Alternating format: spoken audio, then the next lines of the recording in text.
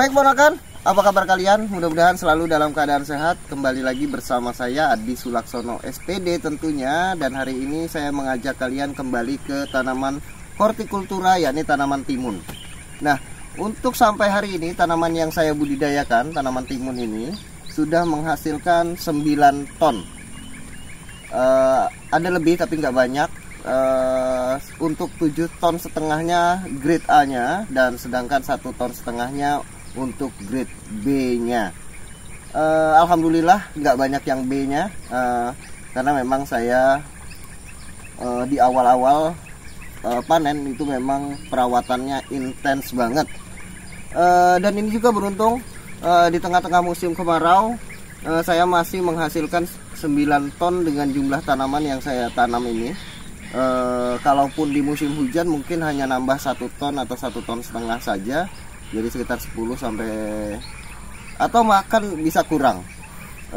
Kita nggak bisa memastikan untuk hasil tonasenya karena berkaitan dengan harga jual hasil panen ini. Karena kalau jika di harga di bawah Rp3.000 itu otomatis kita juga agak rem-rem di perawatannya, misalkan di pupuk atau di insektisidanya. Hanya karena tanaman ini kali ini saya kena jackpot. Kalau di dalam dunia hortikultura saya kena harga jackpot. Nah, yang di awal itu kita sempat kena 7.000 2 kali, terus kemudian turun di 4.000 itu 2 kali, terus kemudian 6.000 dan buah ujungnya 5.000. Jangan kalian kalkulasikan karena cukup banyak.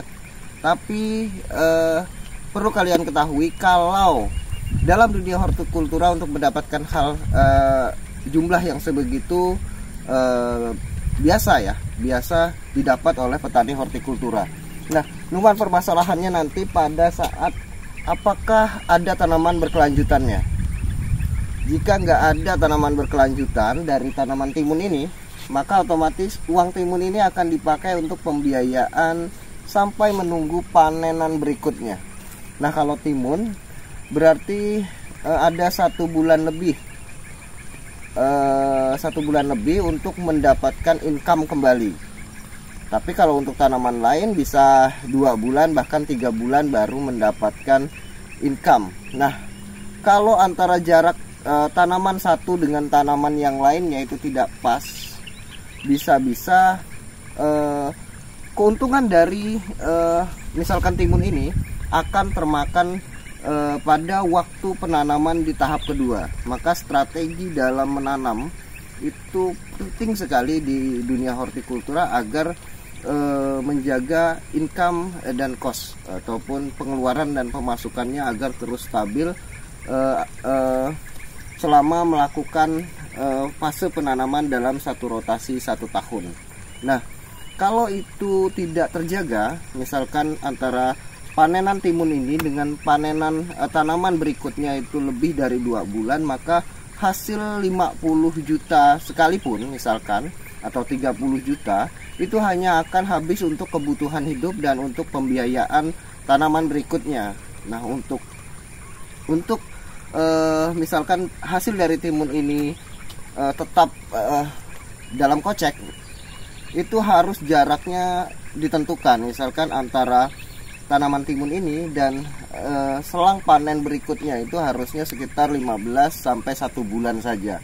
Nah, kalau lebih dari itu maka terhitung ya intinya hanya sesuai dengan kebutuhan. Nah, mungkin saya akan bahas lebih lanjut tentang strategi antara jarak penanaman tanaman yang satu dengan tanaman yang lain, karena memang kalau di hortikultura harus ada minimal 3 titik tanaman agar memang berbudidaya tanaman ini untung. Nah, kalau hanya 1 atau 2 titik tempat itu biasanya sering pakpoknya, bahkan sering meruginya. Ini yang terakhir masih ada sekitar 2 karung yang A dan mungkin ada 3 karung yang B karena itu belum diangkut tadi sana. Jadi sekitar masih 100, 200, 300-an kilo lagi, masih ada sekitar 300 kg dan 100 kilo untuk yang A, 200 untuk yang B. Nah, Saya rasa sudah cukup video yang membahas tentang tanaman timun ini. Terima kasih banyak sudah menyaksikan video saya selama penanaman tanaman timun ini.